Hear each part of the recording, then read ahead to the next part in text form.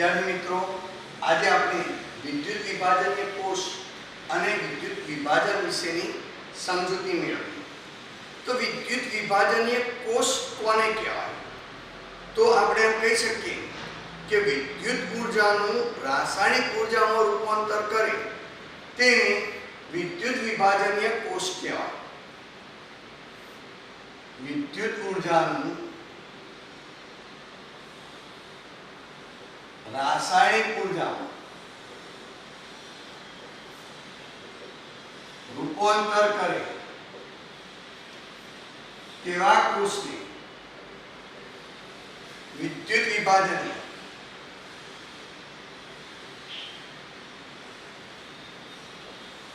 કોષ કહે છે. વિદ્યુત ઊર્જાનું રાસાયણિક ઊર્જામાં રૂપાંતર કરે તેવા કોષને આપણે વિદ્યુત વિભાજનીય કોષ કહીએ છીએ.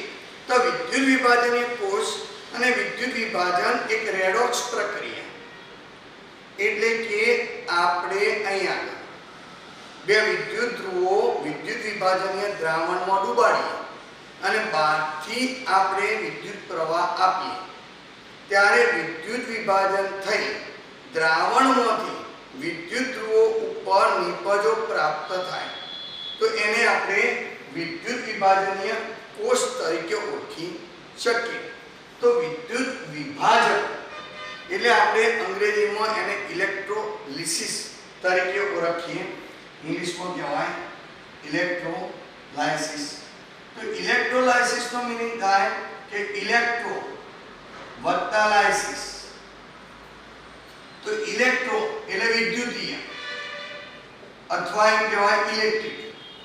લાઇસિસ નો મતલબ થાય કે અહીંયા એ પાર્ટ ઓફ બ્રેક અથવા આપણે એમ કહી શકીએ કે સામાન્ય રીતે એનો ભાગ પાડે તેવા ઇલેક્ટ્રોલાઇસિસ એટલે કહી શકાય ટુ બ્રેક એ પાર્ટ, એટલે કે ભાગ પાડવા એટલે કે તત્વોમાં રૂપાંતરણ કરવા જવું.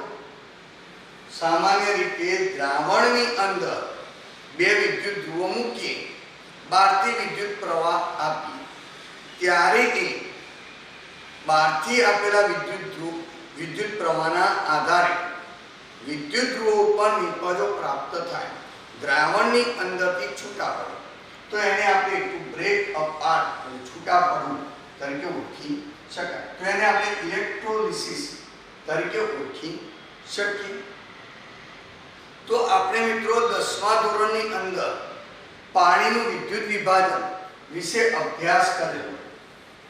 પાણીનું વિદ્યુત વિભાજન નો અભ્યાસ આપણે કરેલો.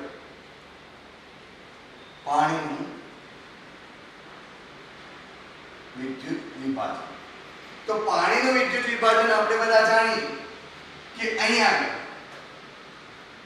પ્લેટિનમના નિષ્ક્રિય ધ્રુવો મૂક્યા, બેટરી જોડી અને પાણી ભર્યું અને એ પાણીની અંદર H2SO4 કે HCl જેવા એસિડના થોડા ટીમ્પા પાડે અને દ્રાવણ એસિડિક બનાવે અને આપણે બહારથી વિદ્યુત પ્રવાહ આપીએ એટલે એનોડ અને કેથોડ ઉપર રાસાયણિક પ્રક્રિયા થાય. તો એનોડ ઉપર પાણીનું ઓક્સિડેશન થાય, એનોડ ઉપર પાણીનું ઓક્સિડેશન થઈ આપણને અહીંયા ઓક્સિજન વાયુ પ્રાપ્ત થાય 4H+ વત્તા 4 ઇલેક્ટ્રોન માઈનસ. બેલેન્સ કરીએ તો ટ્વાઇસ H2O થાય. તો એ જ રીતે કેથોડ ઉપર પાણીનું રિડક્શન થવાનું, ઇલેક્ટ્રોન મેળવાય તો અહીં આગળ આપણે એમ કહીએ છીએ કે હાઇડ્રોજન વત્તા અહીં ઇલેક્ટ્રોન મેળવી 2 OH minus twice H2O twice electron.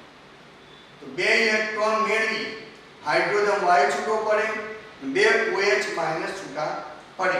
તો આ રીતે કેથોડ ઉપર આપણને હાઇડ્રોજન વાયુ અને એનોડ ઉપર ઓક્સિજન વાયુ પ્રાપ્ત થાય. તો આપણે પાણીનું વિદ્યુત વિભાજન સમજ્યા.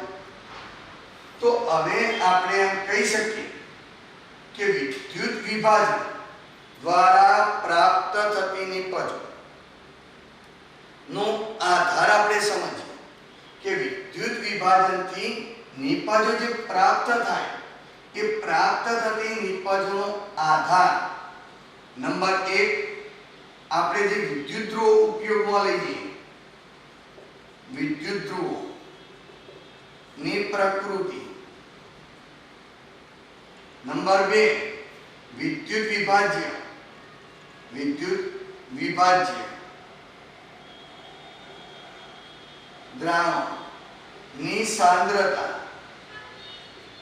અને વિદ્યુત ચાલક બળ એટલે કે E શેલ કોસ પોટેન્શિયલ કે જે બહારથી આપણે આપીએ છીએ તે આ વિદ્યુત ધ્રુવોની પ્રકૃતિ એટલે કે વિદ્યુત ધ્રુવો અહીં આપણે કયા પ્રકારના વાપરીએ દાખલા તરીકે બે પ્રકારના વિદ્યુત ધ્રુવો આગળ આપણે અભ્યાસ કરેલો એક સક્રિય વિદ્યુત ધ્રુવ અને બીજો નિષ્ક્રિય વિદ્યુત ધ્રુવ સક્રિય વિદ્યુત ધ્રુવ અને નિષ્ક્રિય વિદ્યુત ધ્રુવ તો સક્રિય વિદ્યુત ધ્રુવ કોને કહીએ તો આપણે એમ કહીએ કે જે વિદ્યુત ધ્રુવો પોતે ઓક્સિડેશનની અને રિડક્શનની પ્રક્રિયા અનુભવે એટલે કે એ પોતે ઓક્સિડેશન અને રિડક્શનની પ્રક્રિયા અનુભવતા હોય એટલે એનું પોતાનું ઓક્સિડેશન થઈ ખવાઈ જતા હોય અથવા એના ઉપર જ રિડક્શનની પ્રક્રિયા થતી હોય તો એવા વિદ્યુત ધ્રુવોને આપણે સક્રિય વિદ્યુત ધ્રુવો કહીએ તો નિષ્ક્રિય વિદ્યુત ધ્રુવો કોને કહીએ તો આપણે એમ કે પ્લેટિનમ ગોલ્ડ જેવા વિદ્યુત ધ્રુવો કે જેની સપાટી ઉપર ઓક્સિડેશન કે રિડક્શનની પ્રક્રિયા થાય એટલે કે એની અંદર ઇલેક્ટ્રોન ની આપ-લે થાય પણ એ પોતે પ્રક્રિયામાં ભાગ લેતા નથી એની સપાટી ઉપરથી ઇલેક્ટ્રોન પસાર થઈ અને પ્રક્રિયા કરે પણ એ પોતે રાસાયણિક પ્રક્રિયામાં ભાગ લેતા નથી એટલે કે એનું પોતાનું ઓક્સિડેશન થાય નહીં તો એવા વિદ્યુત ધ્રુવોને નિષ્ક્રિય વિદ્યુત ધ્રુવો કહીએ તો નિષ્ક્રિય વિદ્યુત ધ્રુવો અને સક્રિય વિદ્યુત ધ્રુવોથી જે નિપજો પ્રાપ્ત થાય એ નિપજોનું પ્રમાણ જુદું જુદું હોય એટલે કે નિષ્ક્રિય વિદ્યુત ધ્રુવોથી પ્રાપ્ત થતી નિપજ અને સક્રિય વિદ્યુત ધ્રુવોથી પ્રાપ્ત થતી નિપજ એ જુદા જુદા પ્રમાણમાં જોવા મળશે બીજા નંબરમાં વિદ્યુત વિભાજ્ય દ્રાવણની સાંદ્રતા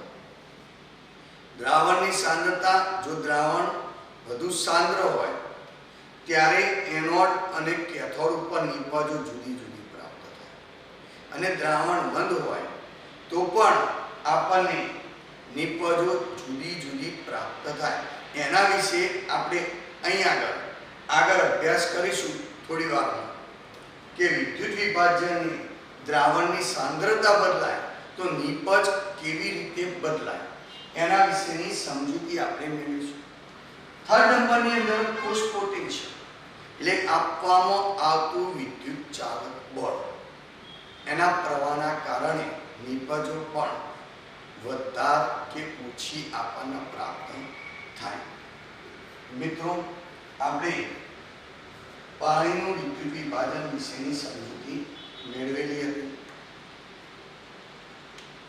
હવે આપણે જુદા જુદા વિદ્યુત ધ્રુવો લઈએ અને સમજવાનો પ્રયત્ન કરીએ કે વિદ્યુત વિભાજન દ્વારા પ્રાપ્ત થતી નિપજોનું પ્રમાણ કેવું હોય દાખલા તરીકે આપણે અહીંયા પહેલા નંબર પિગલિત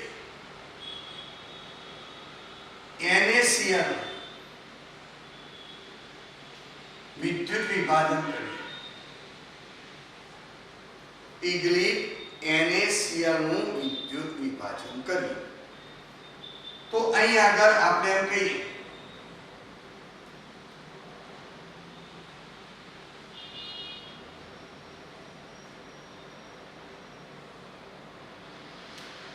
કે અહીં આગળ બેટરી જોડેલી હોય બેટરીનો ધન છેડો હોય એનોડ કહેવાય અને ઋણ છેડો હોય કેથોડ કહેવાય બેટરીનો ધન છેડો એ એનોડ અને બેટરીનો ઋણ છેડો એ કેથોડ તો અહીં આગળ આપણે દ્રાવણ ભર્યું. કયું ભર્યું? પીગલિત NaCl. એટલે કે આપણે NaCl ને પીગાળીને ભરેલો. હવે બહારથી વિદ્યુત પ્રવાહ આપી ત્યારે હંમેશા રાખવાનું કે દ્રાવણની અંદર ધન આયન અને ઋણ આયન છૂટા પડે. તો અહીં આગળ NaCl હોય તો એમાંથી આપણે એમ કહીએ Na+ અને Cl- છૂટા પડે. તો આ કેથોડ તરીકે નેગેટિવ સળિયું. તો ત્યાં હંમેશા દ્રાવણમાંથી ધન આયન જાય. દ્રાવણમાં જેટલા ધન આયન હોય એ બધા ધન આયનનું અહીં આગળ આકર્ષણ થાય અને ત્યાં એનું રિડક્શન થાય. ત્યાં શું થાય? રિડક્શન. અને દ્રાવણની અંદર નેગેટિવ હોય એ બધા જ એનોડ તરફ આકર્ષાય અને એનું ત્યાં ઓક્સિડેશન થાય. તો પીગલિત NaCl લીધો આપણે. તો પીગલિત NaCl ની અંદર આપણે જોવા જઈએ તો સામાન્ય રીતે એમ કહી શકીએ કે એની અંદર માત્ર NaCl જ છે. તો Na+ અને Cl- જ જોવા મળશે. તો બધા જ Cl- કયો આકર્ષાશે? તો આપણે એમ કહી શકીએ એનોડ તરફ. અને એનોડ ઉપર પ્રક્રિયા કઈ થાય? તો આપણે બધા જાણીએ કે એનોડ ઉપર હંમેશા ઓક્સિડેશનની પ્રક્રિયા થાય. તો એનોડ ઉપર કોણ જાય? Cl-. તો એનું ઓક્સિડેશન થશે તો એક ઇલેક્ટ્રોન ગુમાવશે. તો Cl એકલો ના મળે, દ્વિઆણ્વીય સ્થિતિમાં મળે Cl2 વાયુ, 1/2 Cl2 વાયુ પ્રાપ્ત થાય. તો કેથોડ ઉપર રિડક્શનની પ્રક્રિયા થાય. તો ત્યાં કયો જશે? તો આપણે એમ કહી શકીએ Na+ જશે. એક ઇલેક્ટ્રોન સ્વીકારશે તો Na સોલિડ બનાવશે. તો આપણે એમ કહી શકીએ કે એનોડ અને કેથોડ ઉપર આપણને પ્રાપ્ત થતી નિપજ કઈ? તો વિદ્યુત વિભાજનને અંતે આપણને Cl2 વાયુ અને સોડિયમ ધાતુ પ્રાપ્ત થાય. એટલે દ્રાવણની અંદરથી આપણને પ્રાપ્ત કઈ નિપજ થઈ? તો કે સોડિયમ ધાતુ અને ક્લોરીન વાયુ. તો આપણને અહીંયા આ પીગલિત NaCl નું વિદ્યુત વિભાજન કરીએ તો આપણને Na સોલિડ અને Cl2 વાયુ મળે. આ આપણી નિપજો. હવે આપણે અહીંયા દાખલા તરીકે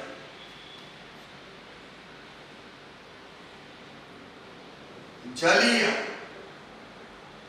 NaCl નું દ્રાવણ લઈએ અને એનું વિદ્યુત વિભાજન કરીએ. સાંદ્ર જલીય NaCl નું વિદ્યુત વિભાજન કરીએ અને આપણે અહીં આગળ વિચારીએ કે ધારો કે આ એનોડ અને આ કેથોડ, આ ધન છેડો, આ ઋણ છેડો.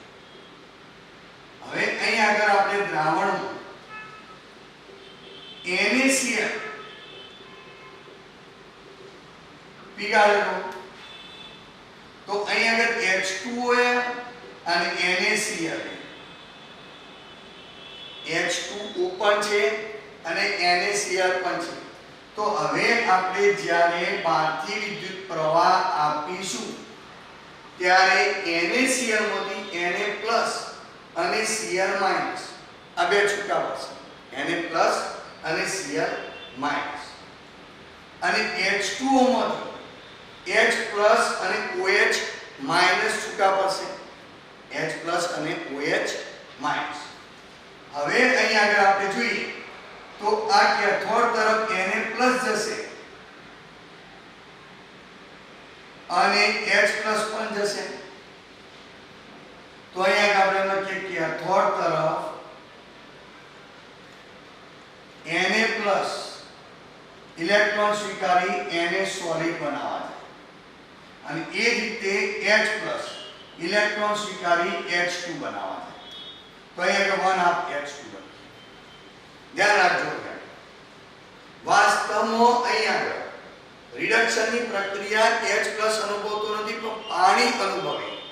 તો પાણી અનુભવતું હોય તો આપણે અહીં આગળ એમ લખી શકાય કે H2O ઇલેક્ટ્રોન સ્વીકારે અને 1 H2 એટલે કે H2 બનાવે અને OH માઈનસ બનાવે. 1 H2 અને OH માઈનસ બનાવે. તો આ કેથોડ ઉપર પ્રક્રિયા થાય પાણી. તો એનોડ ઉપર કઈ પ્રક્રિયા થાય? તો એનોડ ઉપર આપણે જોવા જઈએ તો Cl માઈનસ દ્રાવણનો હતો એ અહીં આગળ એનોડ તરફ જશે અને બીજું અહીંથી કોણ જશે? તો પાણી જશે. તો એ કોની વિભાજનની પ્રક્રિયા આપશે? તો અહીં આગળ ઓક્સિજનની આપશે. તો એનોડ ઉપર Cl માઈનસ જાય અને H2O પણ જાય.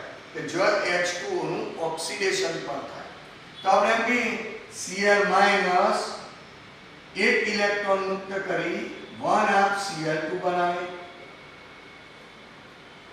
હવે એ જ રીતે અહીંયા H2O ઓક્સિડેશનની પ્રક્રિયા અનુભવે O2 બનાવે, H+ બનાવે, ઇલેક્ટ્રોન મુક્ત કરે. તો અહીંયા આગળ આપણે કે 1 O2 2H+. તો ઇલેક્ટ્રોન કેટલા મુક્ત થશે? 2. તો અહીં આગળ 2 ઇલેક્ટ્રોન મુક્ત થાય, અહીં પણ 2 થાય. આ સમીકરણ બેલેન્સ કરીએ તો આપણને 2 મળી જાય. તો હવે આપણે એમ કહીએ કે અહીં આપણે ઓક્સિડેશનની પ્રક્રિયામાં Cl માઈનસ જો અને H2O પણ જો અને રિડક્શનની પ્રક્રિયા અનુભવવા બે વિદ્યુત ધ્રુવો છે Na+ અને H+. તો આપણને બંને નિપજો પ્રાપ્ત ના થાય. એક ધ્રુવ પર એક જ નિપજ પ્રાપ્ત થાય, બે પ્રાપ્ત થાય નહીં. તો આ બેમાંથી કોનું સરળતાથી રિડક્શન થાય અને આ બેમાંથી કોનું સરળતાથી ઓક્સિડેશન થાય એના વિશેની આપણે સમજૂતી મેળવીએ. Na+ નું રિડક્શન થાય તો એનો રિડક્શન પોટેન્શિયલ આપણે જાણીએ E0Cl બરાબર -2.71 વોલ્ટ અને પાણીનું પણ રિડક્શન થાય તો એનો પણ રિડક્શન પોટેન્શિયલ આપણે બધા જાણીએ હાઇડ્રોજન માટે 0.0 વોલ્ટ સ્વીકારેલો. તો ક્લોરીનનું આપણે રિડક્શન પોટેન્શિયલ જોઈએ E0Cl બરાબર 1.36 વોલ્ટ અને H2O નું રિડક્શન પોટેન્શિયલ જોઈએ E0Cl બરાબર 1.23 વોલ્ટ.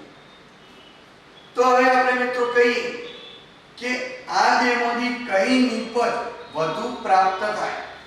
તો આપણે અહીં આગળ રિડક્શન પોટેન્શિયલના મૂલ્યના આધારે એમ કહી શકાય કે ભાઈ જેના રિડક્શન પોટેન્શિયલનું મૂલ્ય વધુ એ સરળતાથી રિડક્શન પામે. તો અહીં કેથોડ ઉપર રિડક્શનની પ્રક્રિયા થાય તો અહીં આગળ E0Cl હાઇડ્રોજન માટે 0.0 વોલ્ટ જ્યારે સોડિયમ માટે -2.71 વોલ્ટ. તો 0 વોલ્ટ વધુ એટલે આપણે એમ કહી શકીએ કે સોડિયમની સાપેક્ષે H2O નું રિડક્શન સરળતાથી થાય. તો કેથોડ ઉપર આપણને રિડક્શનની પ્રક્રિયા કોની જોવા મળે? H2O ની. ધારો કે H2O નું 2 ઇલેક્ટ્રોન સ્વીકારે તો આપણે લખી શકાય H2 + 2OH માઈનસ. તો બેલેન્સ કરો સમીકરણ તો 2OH માઈનસ. હવે એનોડ ઉપર કઈ પ્રક્રિયા થાય એ આપણે જોઈએ. તો એનોડ ઉપર Cl- નું ઓક્સિડેશન થશે કે પાણીનું ઓક્સિડેશન સરળતાથી થશે? તો મિત્રો અહીં આગળ રિડક્શન પોટેન્શિયલના મૂલ્યો આપેલા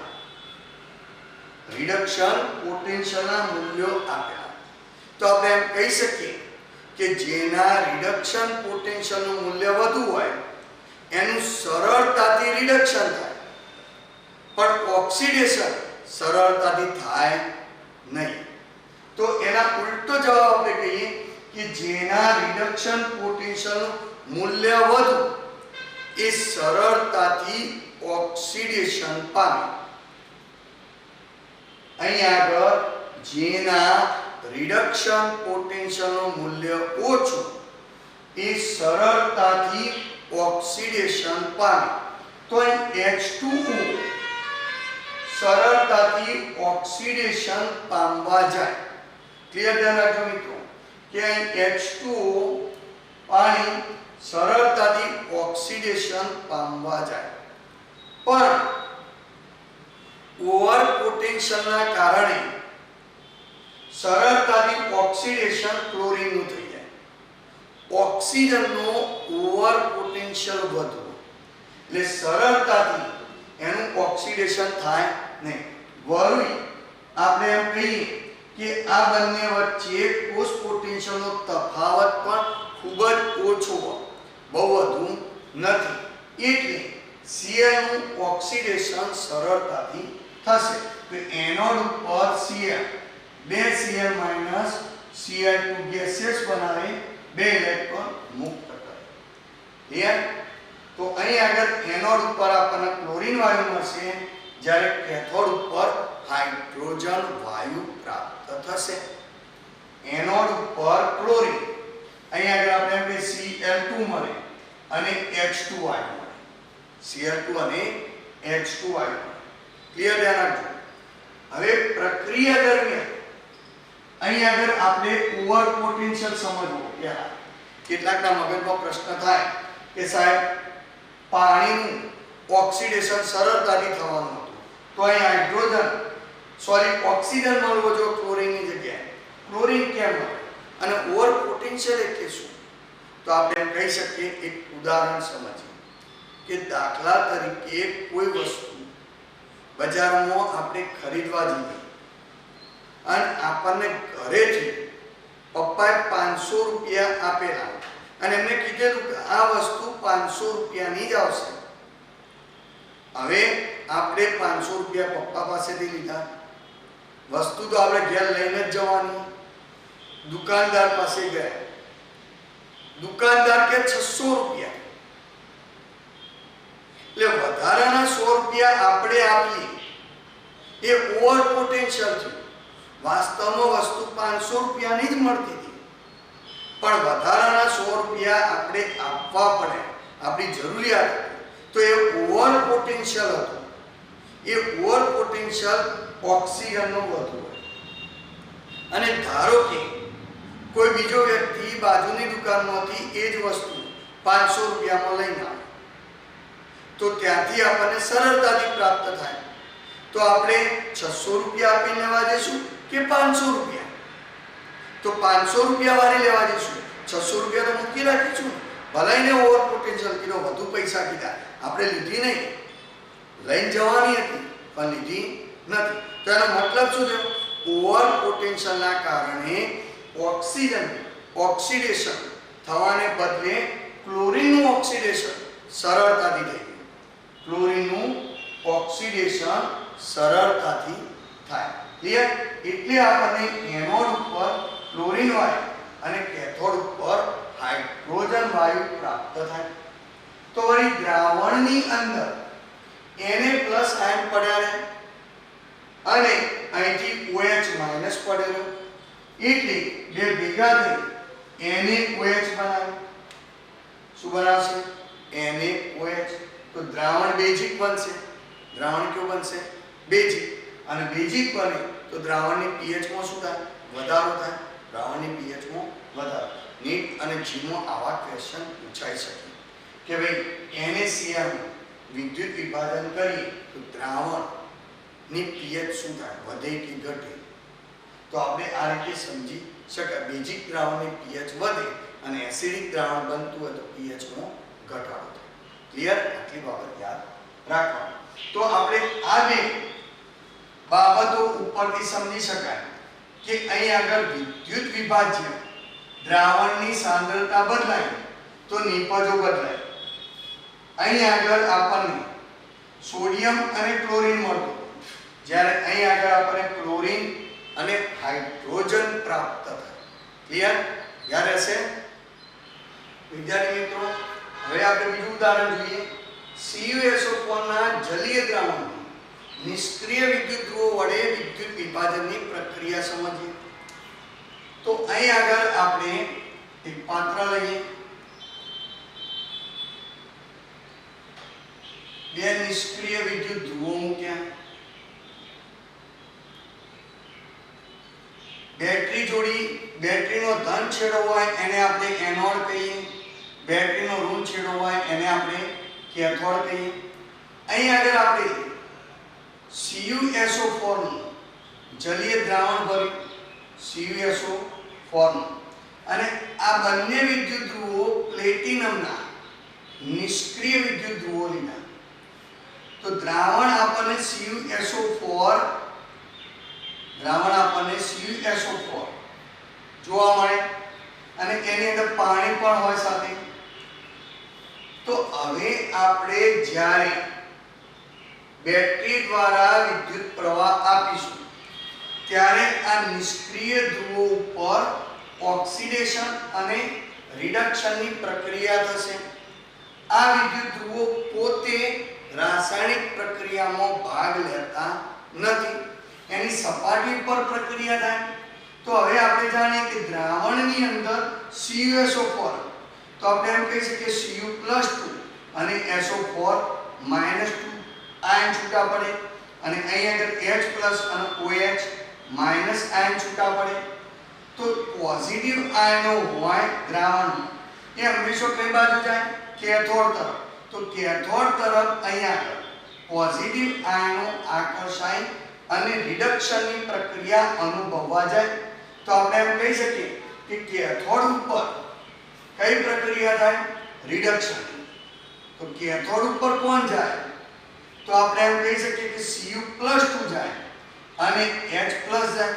તો Cu+2 વત્તા 2 ઇલેક્ટ્રોન સ્વીકારી Cu સોલિડ બનાવે, અને પાણી પણ જશે.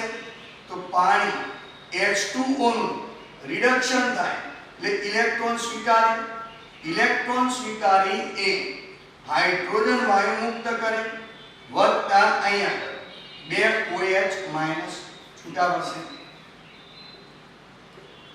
તો આ પ્રક્રિયા કેથોડ ઉપર થશે, રિડક્શનની પ્રક્રિયા. હવે એ જ રીતે અહીં આગળ એનોડ ઉપર ઓક્સિડેશનની પ્રક્રિયા થાય. તો એનોડ ઉપર કોણ જાય? તો SO4 -2 જશે, અને અહીંથી કોણ જશે? OH માઈનસ, પણ એમાંથી છૂટું કોણ પડશે? ઓક્સિજન. તો હવે આપણે એમ કે પાણીનું વિદ્યુત વિભાજન થશે, ઓક્સિડેશન થશે પાણીનું, અને સલ્ફેટ આયનનું પણ થશે.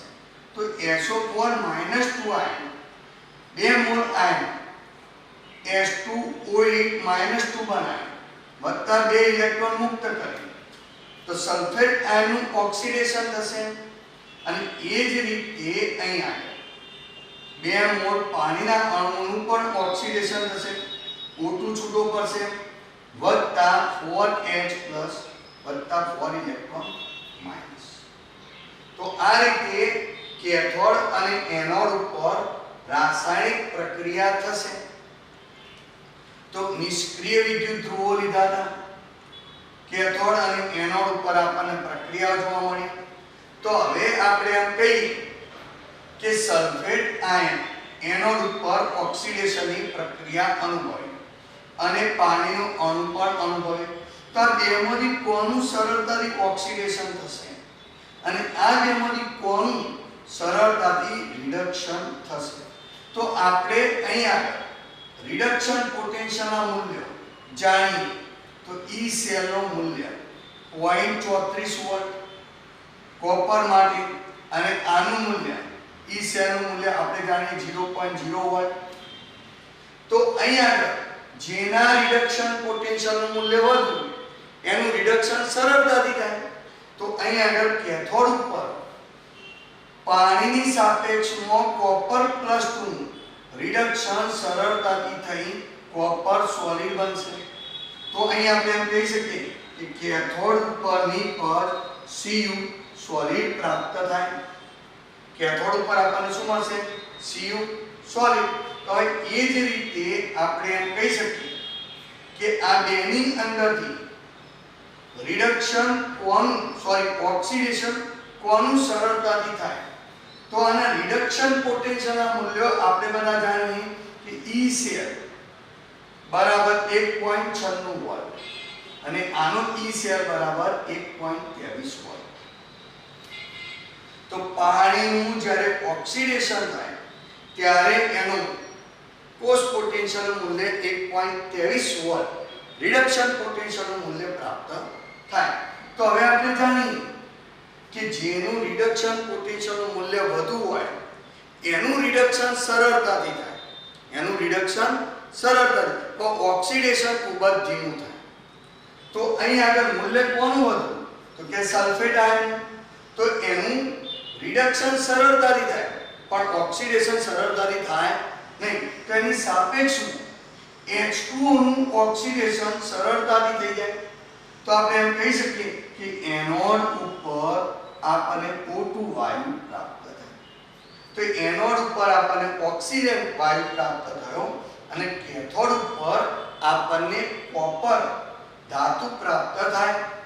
તો હવે અહીં આગળ દ્રાવણની અંદર SO4 -2 પડેલું અને H+ પણ પડેલું એટલે સલ્ફ્યુરિક એસિડ બને. દ્રાવણમાં શું બનશે H2SO4 એટલે દ્રાવણ કયું બનશે એસિડિક.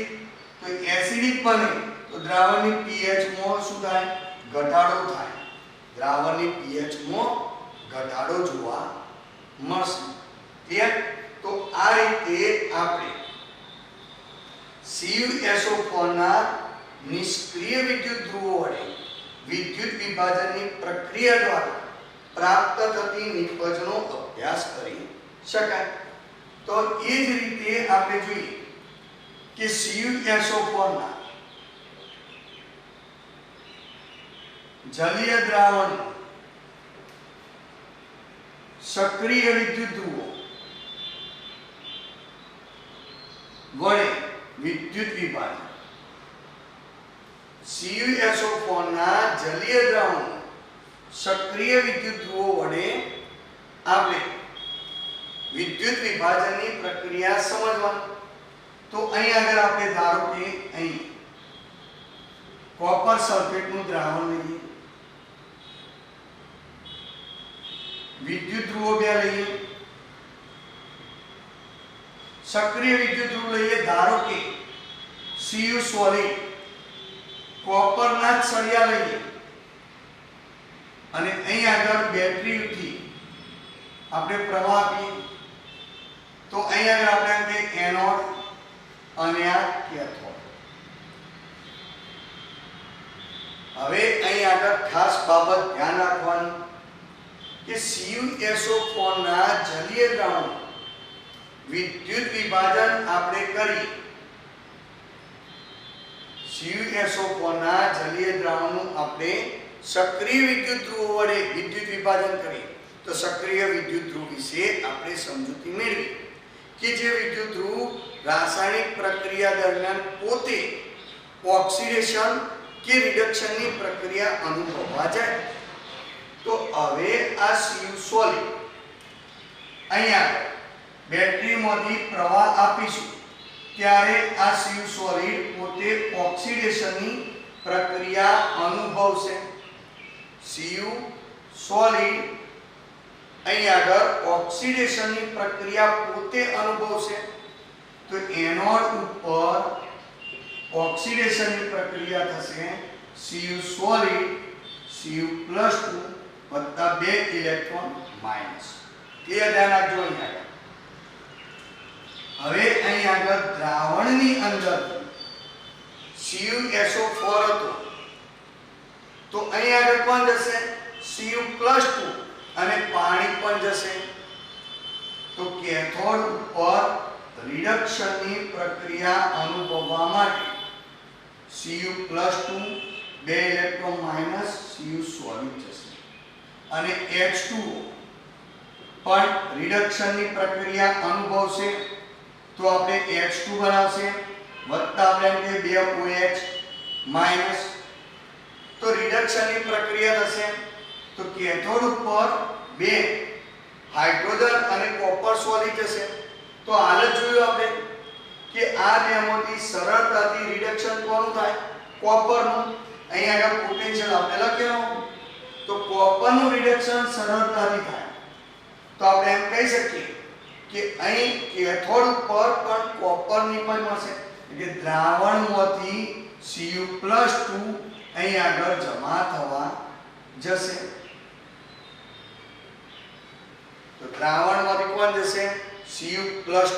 તો એનોડ ઉપર Cu નું ઓક્સિડેશન થશે અને કેથોડ ઉપર Cu નું રિડક્શન થશે. તો આ પ્રક્રિયાનો ફાયદો શું?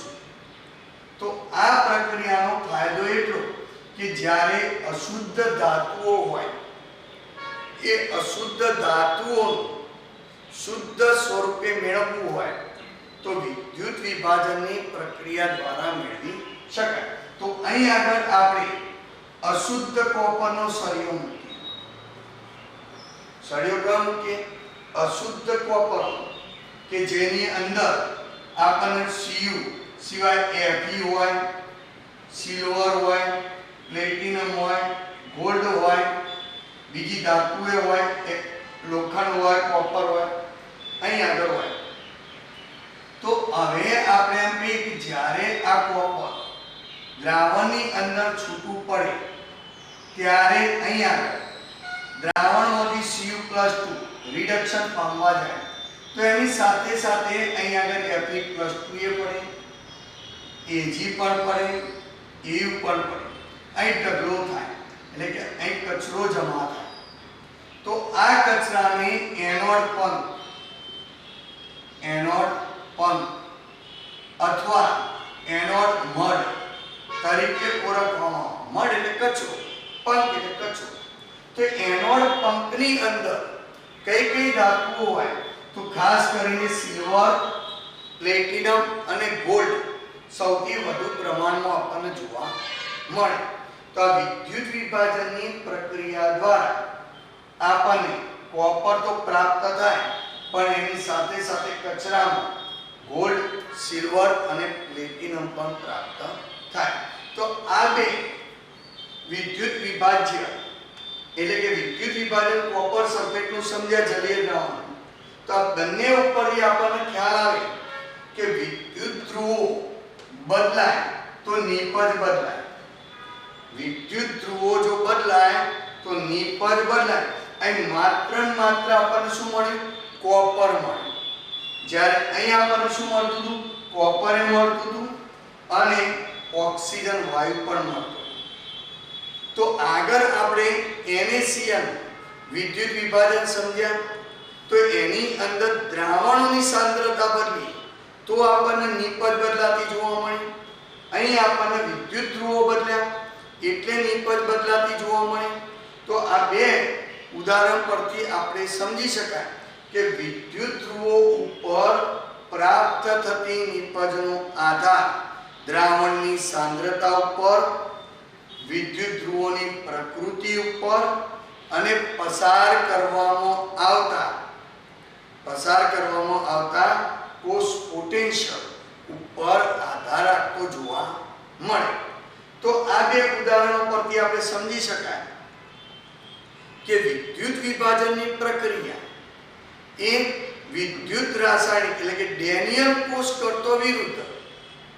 ડેનિયલ કોષ કરતો કેવી જોવા મળે? વિરુદ્ધ. અહીં આગળ આપણે એમ કહી શકીએ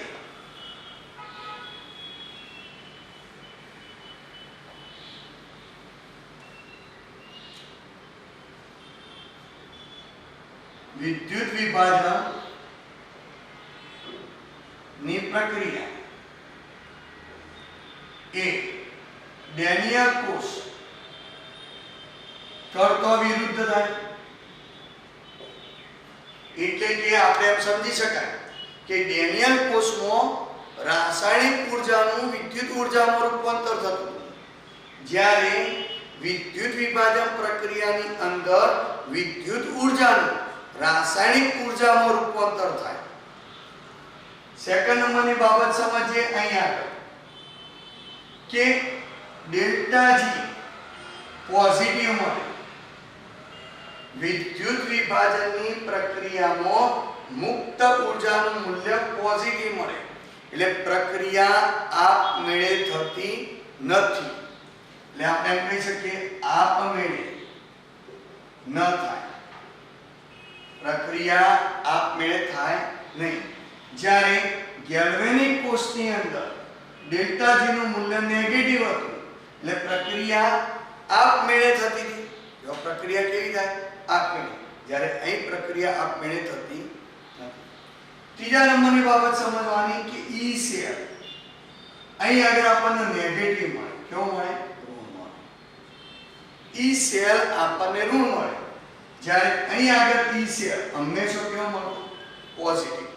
તો કેટલીક બાબતો આપણે MCQS ની અંદર પૂછી શકાય, એટલા માટે ખૂબ ધ્યાન રાખો. તો આટલી બાબતો વિદ્યુત વિભાજન કોષ વિશેની સમજૂતી મેળવી. તો હવે આપણે નેક્સ્ટ પીરિયડની અંદર આ વિદ્યુત ધ્રુવો પર નિપજો જે પ્રાપ્ત થાય એ નિપજોનું પ્રમાણ કેટલું હશે અને એ કેવી રીતે પ્રાપ્ત થાય એના વિશેની સમજૂતી આપણે મેળવીશું.